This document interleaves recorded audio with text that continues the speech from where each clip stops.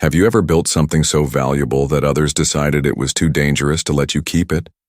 It wasn't the raised voices or dramatic exits you'd expect from a career-ending moment. Just a quiet office, a panoramic view of downtown Austin, and a manila envelope sliding across a walnut table like it had nowhere more important to be. We're pivoting toward a leaner, more future-focused leadership structure, Rachel said, with that measured smile people wear when they've practiced the lines too many times. It's nothing personal, Marcus. The company is evolving. I nodded. I didn't argue, didn't ask questions. I just reached for the envelope with the calm of someone who already knew what it contained. My name is Marcus Langford. I'd spent the last 10 years building NovaMetrics into a trusted partner for some of the largest firms in the country.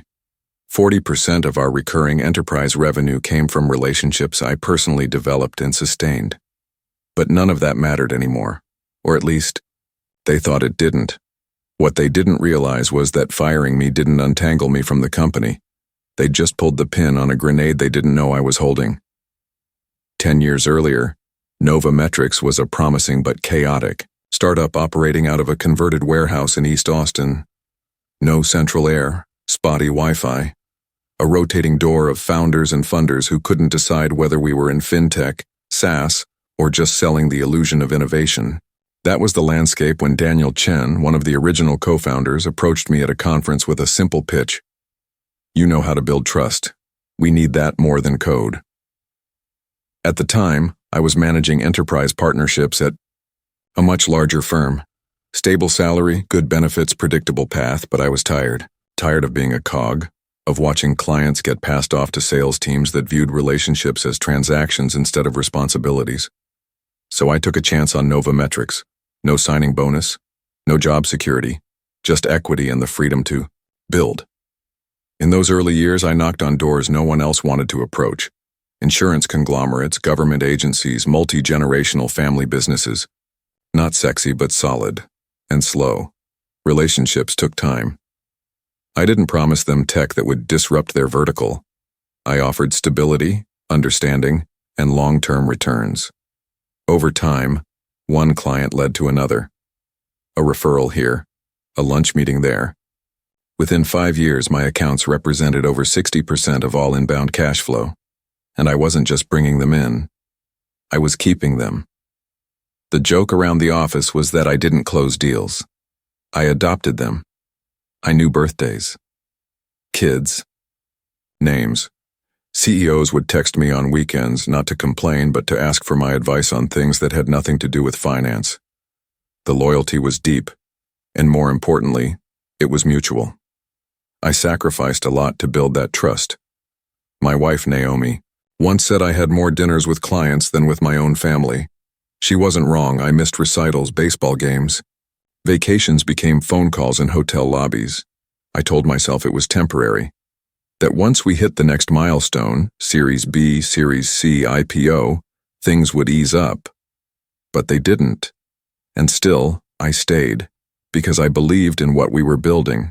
That belief began to wobble about 18 months ago when Daniel stepped down quietly after a buyout. A private equity firm took majority control and brought in new leadership. Scalable visionaries, they called them. First came the brand refresh, new logo, new website, new slogans about agility and digital horizons. Then came the org chart gymnastics, a few exits, a few arrivals, and eventually, Rachel Winters. She was smooth, Ivy League polish, talked in fluent LinkedIn, data-driven, results-oriented, customer-obsessed, but never once joined a client call. Her role was vague at first. VP of Transformation, then Innovation, then just part of the executive suite. She introduced metrics no one had seen before. Weighted pipeline conversion, relationship independence scores. Her favorite phrase, legacy-dependent revenue is fragile. I began to notice the subtle shifts. Budget approvals took longer. My travel requests required additional layers of sign-off. One of my top-performing account managers, Brandon, was moved to cross-functional projects. I was pulled from a key meeting with a government client and replaced with someone who had never seen their file. Still, I pushed forward. I figured the company was just adjusting to scale. the kind of growing pains that come with institutional money. I didn't push back, even when it was obvious. Even when Rachel started hosting future vision meetings and didn't invite me. Even when a bright, eager 29-year-old named Jared showed up with a title I didn't understand and access to data he hadn't earned. It wasn't one thing. It was the steady accumulation of being left out of conversations I used to lead, being thanked less often, being framed as legacy talent rather than strategic leadership. But I stayed, not out of fear, but because I believed my work spoke for itself, until the morning Rachel slid that envelope across the table, and I realized that the language had changed. Results didn't matter anymore. Ownership didn't matter. The relationships I built were no longer seen as assets but liabilities, too tightly tied to me to be easily passed off, scaled, or sold. What I didn't know, at least not yet, was that this wasn't just about pushing me out. It was about positioning the company for something much bigger, and my removal was the first step. After the termination meeting, the signs that had been subtle now seemed glaring. Looking back, it wasn't a single betrayal that ended my time at NovaMetrics. It was a slow erosion, like watching paint peel off a wall you once took pride in. The shift began in earnest about 6 months before I was fired, when Jared Winthrop joined the company. On paper, he was impressive. Harvard MBA, 2 years at McKinsey, a stint at some aggressively funded AI startup that burned bright and flamed out even faster. Rachel introduced him in a Monday all-hands meeting as the energy we need to future-proof our revenue stream. He looked like a TED Talk in human form, shiny suit, confident grin, buzzwords locked and loaded. I didn't pay much attention at first. We'd had rising stars before. Ambitious, loud, ultimately harmless. But Jared was different. He wasn't there to learn or collaborate. He was there to reshape, to replace. Within his first 2 weeks, he requested full access to our CRM system, pulled analytics on client lifetime value, churn risk, and something he called executive dependency modeling. One afternoon, I saw him giving Rachel a presentation in the glass conference room. My name was on the screen. The chart behind it showed a decline in net new accounts over the past 2 quarters. He hadn't mentioned that the same 2 quarters saw a 40% increase in revenue growth from existing clients. But Jared wasn't interested in relationship expansion. He wanted what he called hunters, not farmers. At first, I tried to stay above it, let the numbers speak, but the numbers were being reframed. Jared began briefing our board on the dangers of over-reliance on non-scalable talent using my client portfolio as Exhibit A. He claimed my client relationships were non-transferable, which in his eyes was a liability. In mine, it was a feature. The undermining wasn't loud, it wasn't overt. It came in quiet shifts. My access to high-level strategy meetings evaporated. A QBR with a $2 million client was rescheduled without me, and then held without me. My updated forecasts were revised before being shown to the executive team, padded with disclaimers and footnotes suggesting volatility. Then came the policy changes. My team's commissions were quietly restructured, capping long-term account bonuses in favor of front-loaded incentives for new deals. I found out about it through an angry email from one of my top performers. I brought it to Rachel. She smiled and said, "We're aligning rewards with acquisition velocity." Around that time, the internal language about me started to shift. I overheard Jared referring to me as the legacy guy. Rachel told a junior team member within earshot that I was emotionally overinvested in outdated relationships. To them, my depth with clients was a relic, not an asset. The final insult came wrapped in courtesy. One of my longtime assistants, Vanessa, was reassigned to a more dynamic department. My desk was moved closer to the sales floor, an open layout that made quiet calls impossible and privacy non-existent. When I asked Rachel about it, she said, "We're flattening hierarchy. Visibility is collaboration." Even then, I didn't rage. I didn't send angry emails. I didn't complain to HR. I'd seen enough in my career to know how power quietly reorganizes itself. I was being isolated, phased out without a single formal warning or complaint on file. The moment that Broke something in me came during a partner dinner with a legacy client, Riddell Capital. Jared invited himself along, claiming it would be good for continuity. During the meal, he interrupted me twice, misquoted a contract clause, and referred to the client's CEO by the wrong name. Afterward, the CEO pulled me aside and said, "Is he supposed to take over our account? Because he doesn't know us, and frankly, we don't want to be known like that." I tried to relay the feedback to Rachel. She listened patiently, then said, "Marcus, you need to be more open to new ways of doing business. This isn't personal. It's evolution." But it was personal. Not just for me, but for the clients, for the team I'd mentored, and for the culture we'd built before the buyout. I went home that night, poured a drink, and looked over a decade of client notes I'd kept in a private folder, not for secrecy, but because I believed relationships were personal before they were professional. They were trying to erase me from the company, but what they didn't understand was that they couldn't erase me from the clients. And soon, they'd learn what happens when you mistake trust for possession. That night something shifted, not in anger, but in clarity. There's a quiet kind of devastation that comes when you realize you weren't just overlooked. You were deliberately targeted. And not because you failed, but because your success didn't fit someone else's plan.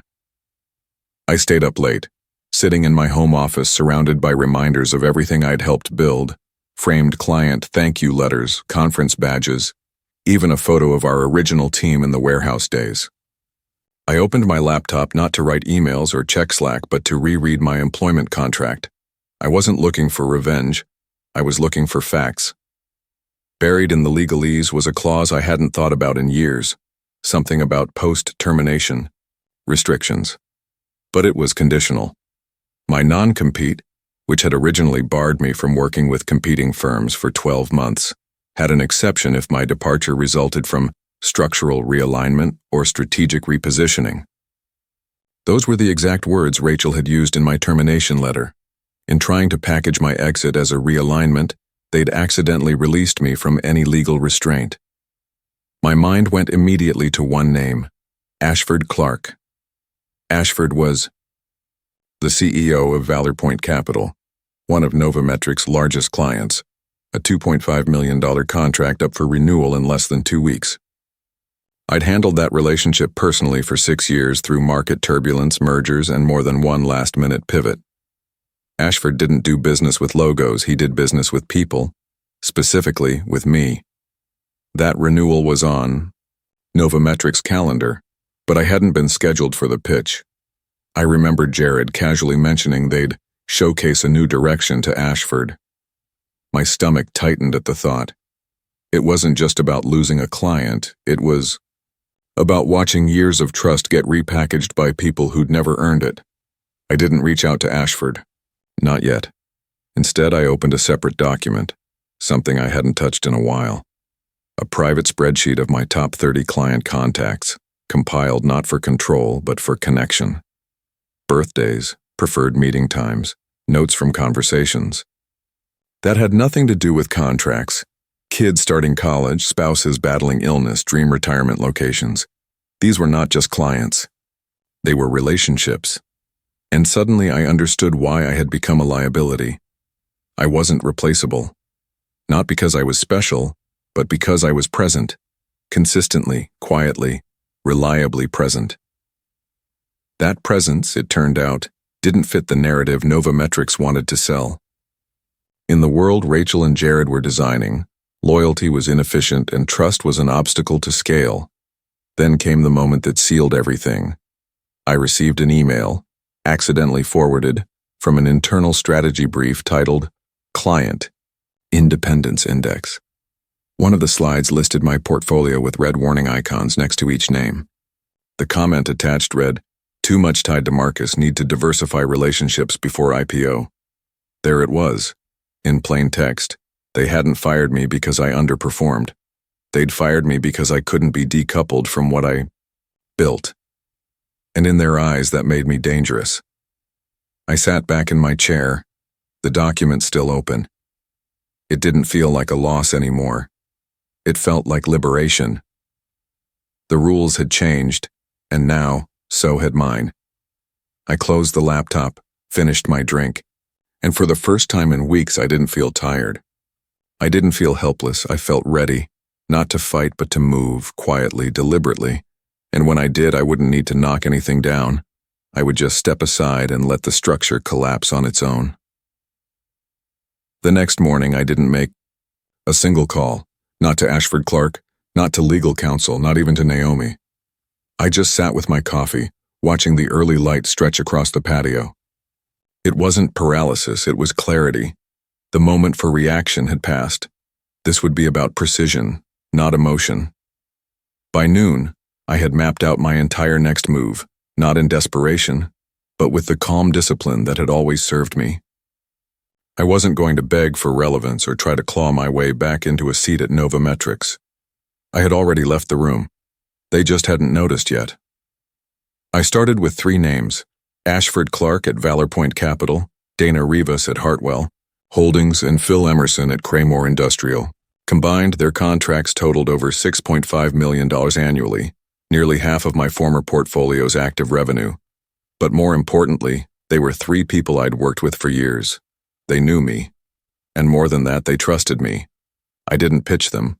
I didn't even ask for a meeting. I sent each of them the same message. Just wanted you to hear it from me directly. I'm no longer with NovaMetrics, effective as of this week. It's been an honor working with you over the years. I'll be in touch once I've landed somewhere. No rush on anything. Just wanted you to know from me first. That was it. No bitterness, no veiled offers. Just the truth, delivered with the same reliability they'd come to expect from me over the last decade. The first response came within an hour, from Ashford. He called, not texted. "You're kidding," he said. "Who's taking over our account?" I told him I didn't know, probably Jared or someone else Rachel had appointed. There was a pause. Then he asked, "Do they know how we operate? Who our legal counsel is? The quarterly audit schedule?" I just said I wouldn't make assumptions. He exhaled slowly. "Well, that changes things." I could almost hear the domino fall. Donna replied the same afternoon. "I don't work with platforms, I work with people. Let me know when you've landed." Phil simply texted, "What happened?" I responded, "Let's grab lunch this week." He replied with a thumbs-up emoji and a calendar invite. I hadn't even mentioned the idea of joining another firm, but the momentum had started. That's what trust does. It doesn't need to be sold. It just shows up when it's tested. Later that evening, as I reviewed some personal files, an unexpected name popped up on my screen. Ivy Stratton. Ivy and I had crossed paths years ago, back when she was heading strategic growth at North Point Analytics. She was sharp, ethical, and almost pathologically focused. We hadn't spoken in months, but she had apparently heard the news. Her message was brief. "Saw the shakeup at Nova. Coffee this week?"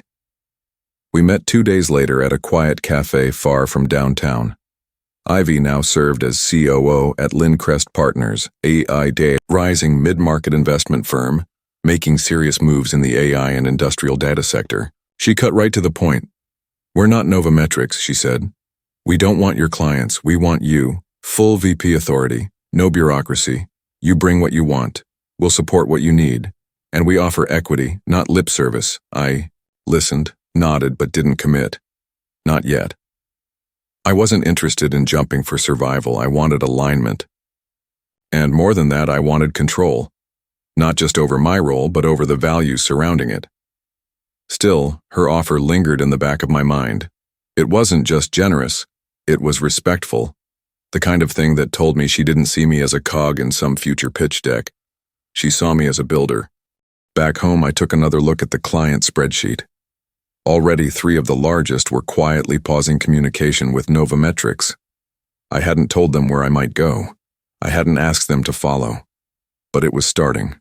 The quiet part of the story, the one where nothing seems to be happening, was already shifting the ground under NovaMetrics' feet. And they hadn't noticed yet. I didn't need to torch the building, I just needed to open the door and let the truth drift out, one quiet conversation at a time.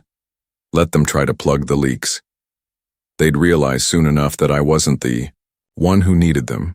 They were the ones who could no longer function without what I had quietly carried all along. 3 days after my quiet exit, the tremors began to reach NovaMetrics.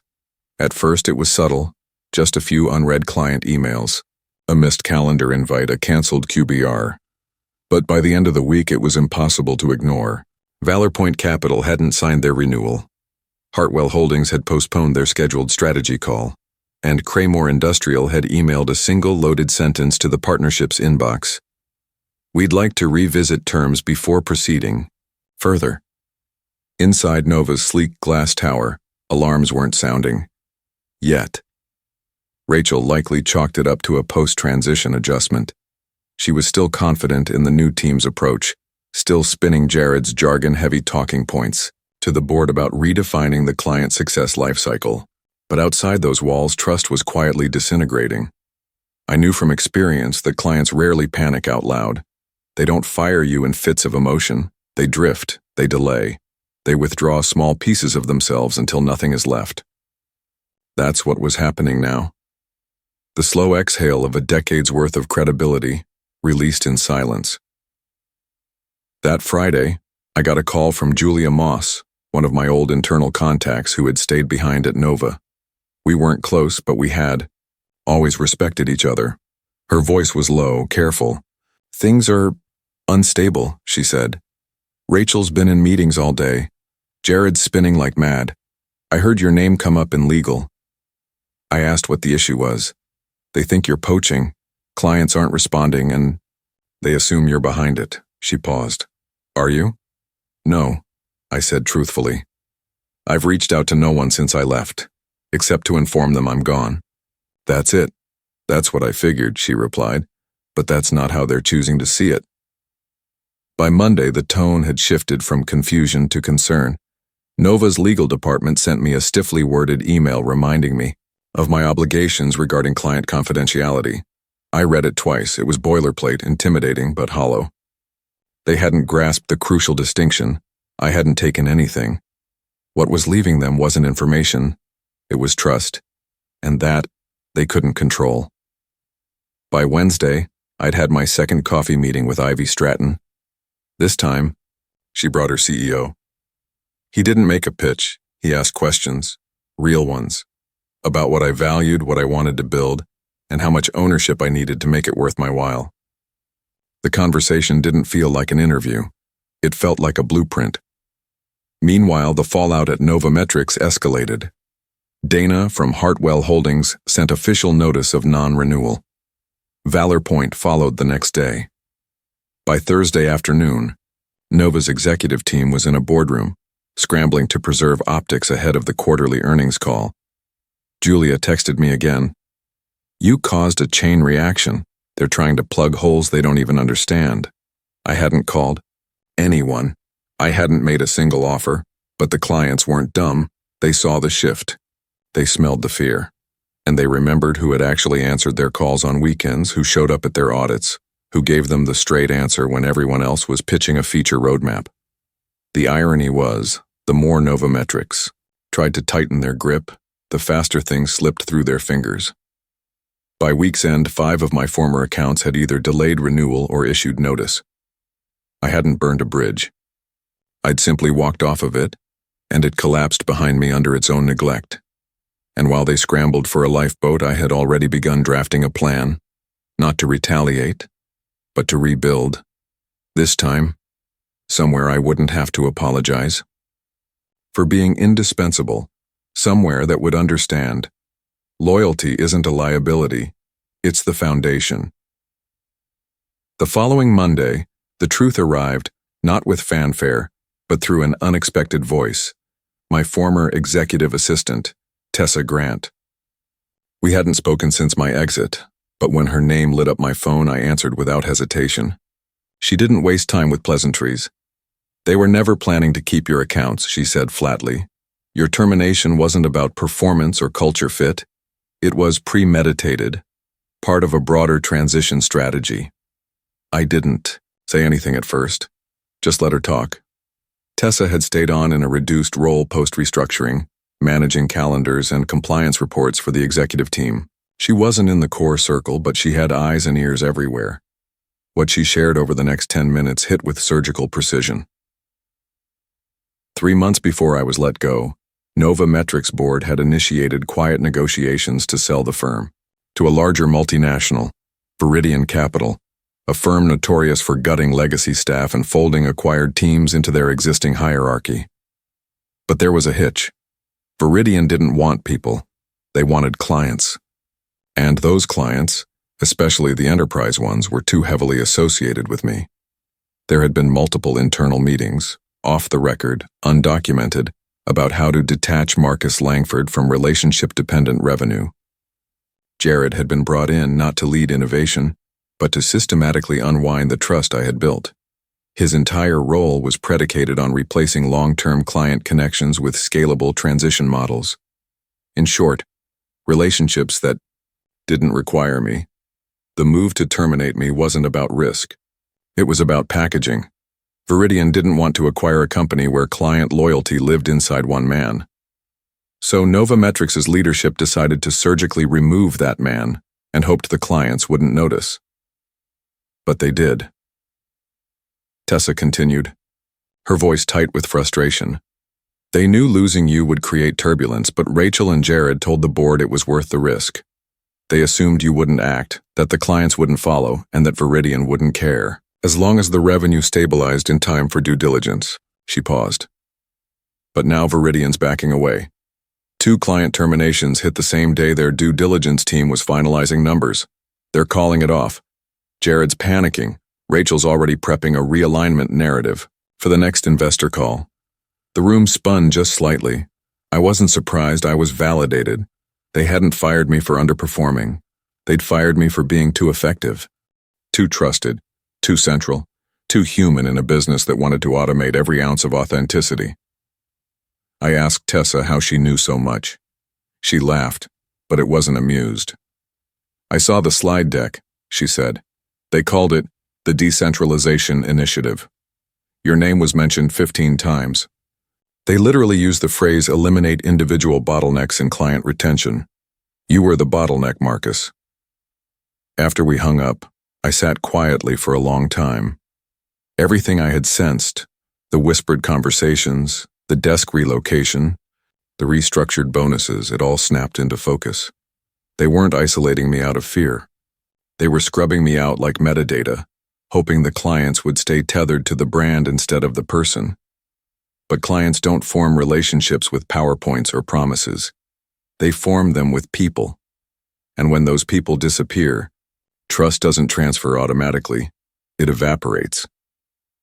Later that night, I received another text, this time from Phil Emerson at Craymore. Got a call from someone at Viridian a few weeks ago, he wrote. Said they were evaluating long-term alignment strategies. Thought you should know. That sealed it. Even before they fired me, NovaMetrics had already started shopping my clients around like they were part of a liquidation sale. What they failed to understand was simple. You can't sell relationships you never owned. By the end of that week, I had made my decision. I met Ivy Stratton at her office. No lawyers, no formalities, just 2 people who understood the stakes. She didn't repitch me. She didn't need to. I slid a folder across the table.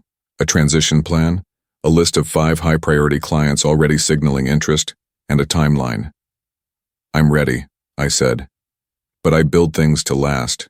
If I come, it's not to fill a role. It's to help shape a future. She nodded once, then offered a quiet smile. That's exactly why we want you. The paperwork was signed 2 days later. I joined Lincrest Partners as Executive VP of Strategic Development with full autonomy, direct equity, and a team of analysts and support staff, not to manage me, but to amplify what I brought. And just like that, the rebuild began. I didn't send mass announcements. No dramatic declarations on LinkedIn. I simply started working.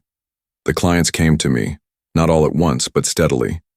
Ashford called first, then Dana, then Phil. Each of them said some version of the same thing. It's not about the firm. It's about who we trust to pick up the phone. Within 3 weeks, 6 major accounts had terminated with NovaMetrics and signed new agreements with Lincrest. By the end of the quarter, that number had grown to 11.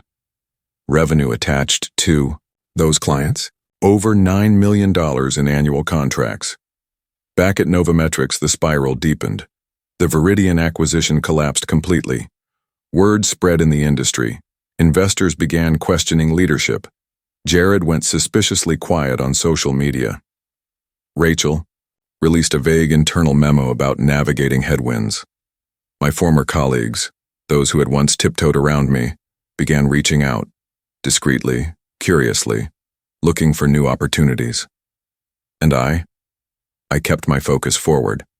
I redesigned the client engagement process from scratch. I mentored a new team not to close deals but to build relationships, deep, consistent, personal. I implemented a system that rewarded retention as much as acquisition. And I made one non-negotiable rule. No client would ever wonder who truly had their back. Then came the moment I didn't expect. A letter arrived by courier, handwritten, signed by Rachel herself. "You were right," it read. "We treated relationships like assets on a spreadsheet. We forgot that trust lives with people, and we lost everything because of it. If you're ever open to a conversation, I'd welcome the chance to apologize in person." I folded the note and placed it in my drawer. Not to gloat, not to hold over her, but because closure doesn't need to be loud. Sometimes the final chapter doesn't end with revenge. It ends with understanding and a closed door. NovaMetrics would survive, or it wouldn't. Either way, I had already built something better, not just a new title or client list, but a company, rooted in values they never understood. And this time, no one would mistake what I'd built for something that could be taken. In business, we often talk about value in terms of assets, data, or quarterly returns. But the truth, the quiet, often inconvenient truth, is that the most valuable currency is trust. And trust doesn't live in spreadsheets. It lives in people, in consistency, in the quiet moments where someone shows up, not because they have to, but because that's who they are. What happened at NovaMetrics wasn't just a restructuring gone wrong. It was a case study in what happens when leadership confuses relationships with leverage, when loyalty is treated as inefficiency, when the human part of business is seen as optional. I didn't win because I outmaneuvered anyone. I won because I stayed true to something they had forgotten. In a world of automation and scale, the most disruptive force is still authenticity.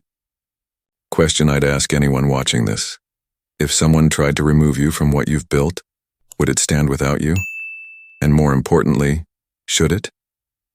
If this story resonated with you, share your thoughts in the comments. I'd love to hear your experience navigating loyalty, leadership, and legacy in your own career. And if you know someone who needs to hear this, send it their way. Some truths are better when passed forward,